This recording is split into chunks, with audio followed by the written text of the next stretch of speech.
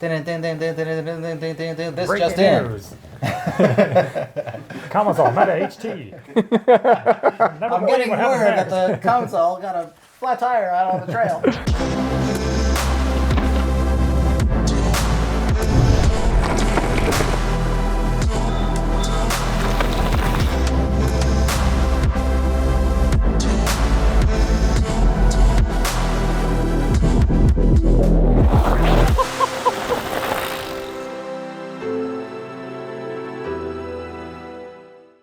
We're here in Tucson, Arizona for the Value Bike field test, and the $1,500 Commencal Meta HT AM Origin is one of two 27.5-inch wheeled hardtails that we've got with us this time around. Now, Commencal says that the Meta hardtail is designed to be a versatile bike that's at home everywhere. The Meta frame is actually pretty nice looking, which isn't always the case at this price point. Cables are routed internally, even through the stays, and the whole thing looks like it costs a lot more than it does. As for the components, there's a RockShox 35 silver fork up front with 160 millimeters of travel, a set of SRAM level hydraulic disc brakes, and an SX drivetrain. One notable thing that the Meta doesn't come with, a dropper post, although there are internally routed ports, so at least the frame is ready to accept one.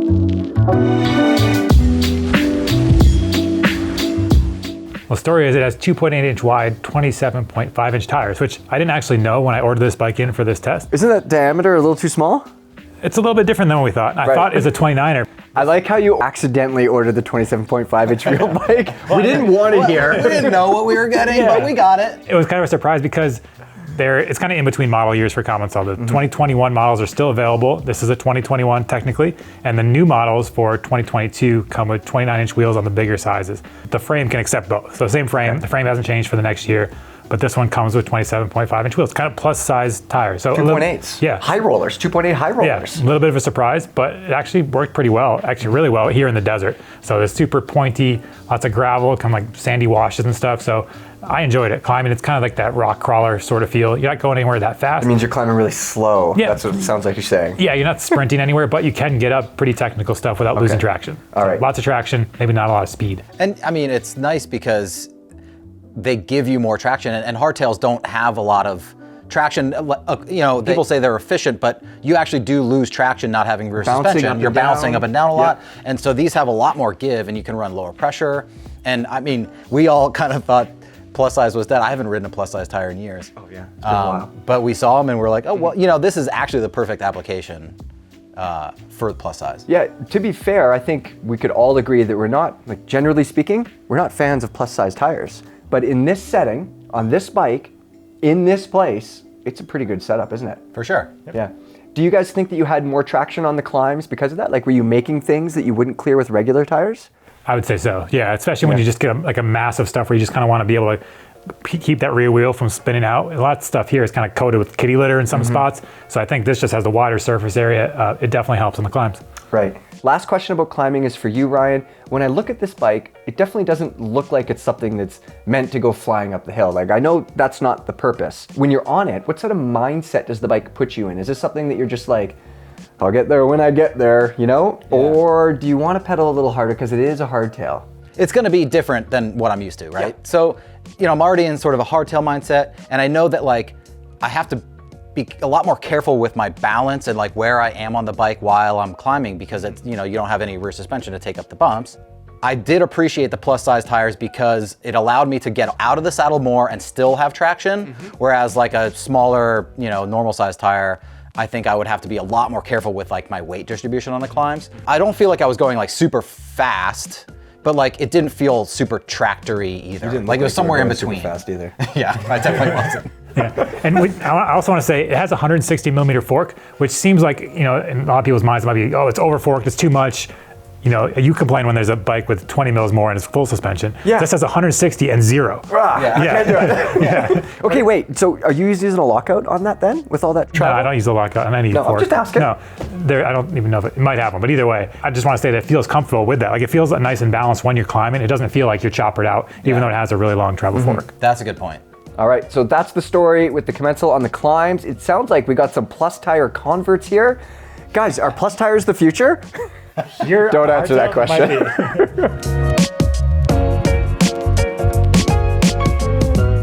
This is Mishka. Please subscribe to Beta so I can afford to feed her.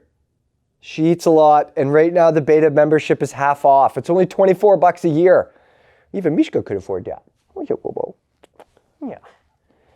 Let's move on to what everybody wants to know about, how this bike descends. I look at this thing, it looks super fun to ride. Is that how it is? Is it super capable? What do you think of it on the downs? Yeah, I enjoyed it on the downs. It does have that longer travel fork, and the geometry, it's great for descending, but it's not so crazy that it feels like you're just along for the ride. You know, a couple years ago, we had that Norco Torrent that was even longer and even slacker. You know, some people like hardcore hardtails is a thing, and I think there's a point at where it can get too far. But this bike kind of feels just easy to get along with. It does well in the descents, but it doesn't feel like that's all it wants to do. Right. Ryan, that thing has a 160 millimeter fork on the front. Does it ride like an all mountainy hardtail? Like, is it comparable to a 150 or a 160 full suspension bike in what it could do? Absolutely not. I mean, like it's a hardtail, so it restricts you a lot. Yep. You really feel that. I feel like my experience on the bike was I was feeling the lack of rear suspension more than like however much travel it had. It could have had a 140 fork. I'm not sure if I would feel the difference, to be honest. Once getting used to it, I was able to go pretty fast, like I was comfortable on it and it was fine. I feel like I'm more comfortable on bikes that are a little bit like, not as slack, not as long. For hardtails at least, I feel like they should be like slightly more traditional for me. Like I like the kind of twitchiness of them, because when I'm riding a hardtail, I'm in that mindset of like, let's go fast. Yeah. Kaz, how capable is this bike with a 160 mil fork on? Is this something that would you take this bike to the same place that you would take a 150 or 160 all mountain bike? I mean, not full suspension. Again, we're back to the full suspension versus hardtail thing. Yeah. But I think, say we take this compared to that Marin that we've got, the Marin, Team Marin 1, that's a full-on Very XC different. bike. Yeah. Yeah, so riding the same trails, that Marin, I was like poking my way down, where this, you could definitely pick up some speed. You could smash things a little bit harder because you got those big tires, a little more suspension in the front. So I think that's more what it comes down to. If you want a bike that lets you maybe get into some technical stuff, push your limits a little bit, where like the Marin, you're riding that, you're not gonna push your limits because it lets you know. Where this one, I rode some strange kind of like hiking-ish, biking-ish trails. Yeah, they were very weird, but they're fun on this bike because you could kind of be like, I wonder if I can get through that, and most times I did. So yeah. I guess what I was trying to ask in a roundabout way is just how capable this thing is. Like I look at it, it looks like it's ready for anything. Yeah, I think it is. I mean, especially at this price point, like we talk about the brakes on these bikes not working that well sometimes, but this, they put a big 200 mil rotor on the front, which is great. It helps give it some extra power, even though they're kind of entry level brakes. So you got, good tires, decent stopping power, and a kind of longer travel fork. So I think it does push it more into that, descending oriented bike. Lets you get away with some stuff you might not on a bike with different components. Right. Yeah, for a hardtail, bike at this level, it's $1,500. Yeah. Like you can get into some rowdy stuff with it. As long as you stop and lower the seat manually. Yeah, exactly, right? It doesn't have that, and that's a big factor, but we'll get to that, yeah.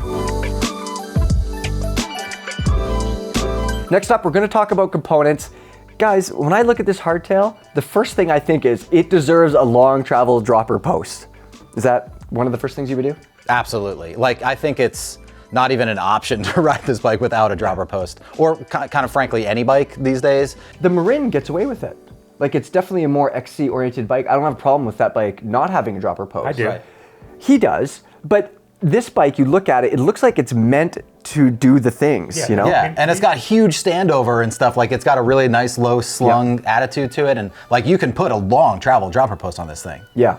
And I will give them credit for having a quick release, which is nice. I mean, we all know how quick releases work, so you don't have to, fiddle around with a tool. Since 1997. Yeah, I know, but also there's the fact that you could, since you do need a dropper post, just spend $200 more. It's the next model up, and it's just the same exact part spec, but with a dropper post. Okay. So next thing I want to talk about, Kaz, you mentioned earlier, this bike is sort of compatible with 29-inch wheels. You could put a 29-inch wheel in the back. Yep.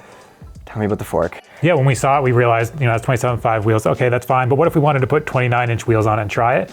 But this fork, it's a 27.5 plus, basically specific fork. So it doesn't allow you to run a 29-inch front wheel.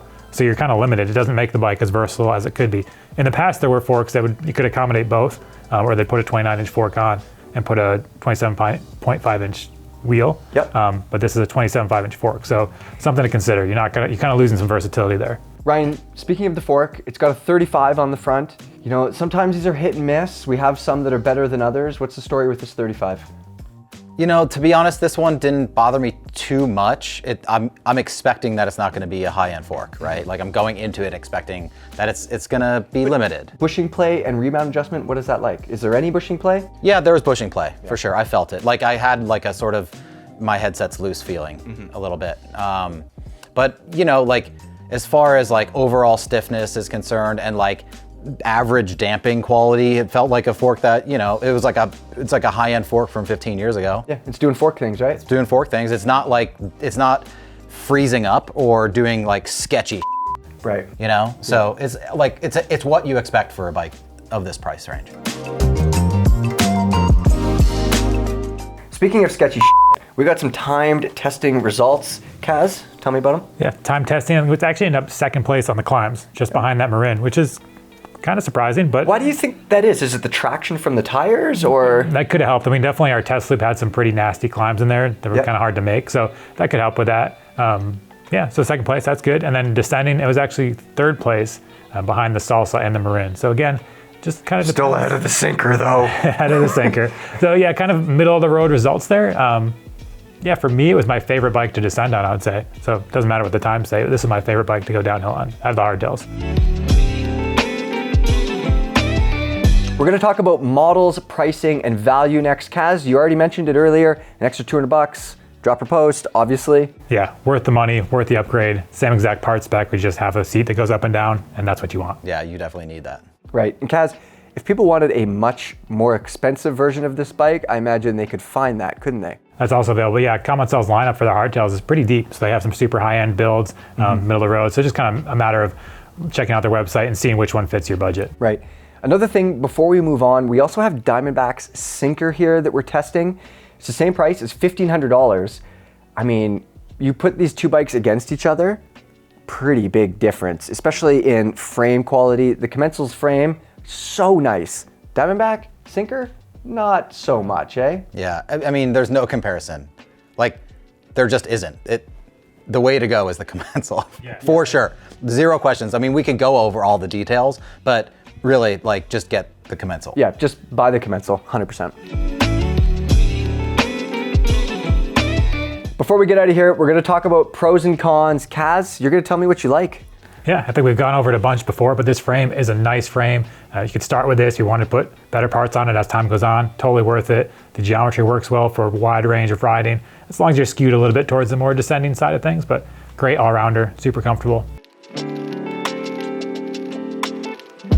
Cons next. Ryan, tell me what you didn't like. Well, the whole time that I was riding it, I was like, I want to put a 29er on the front, just check it out, right? So I'm bummed that the fork couldn't accommodate that. Yeah.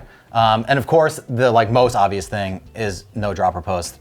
It really, like, it needs a dropper post. For sure. And if I'm gonna get really super nitpicky, the rear end has a IS brake mount. Oh, that doesn't matter. It doesn't matter. You just put an adapter on it. Nobody's gonna have to do anything. Like, it's not a big deal.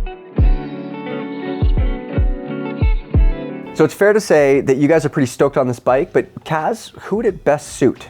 I think it's a really solid do-it-all option. Somebody that wants to, you know, whether they're new to mountain biking or just looking for having another bike that isn't going to break the bank, I think it's a great choice. Ryan, you agree?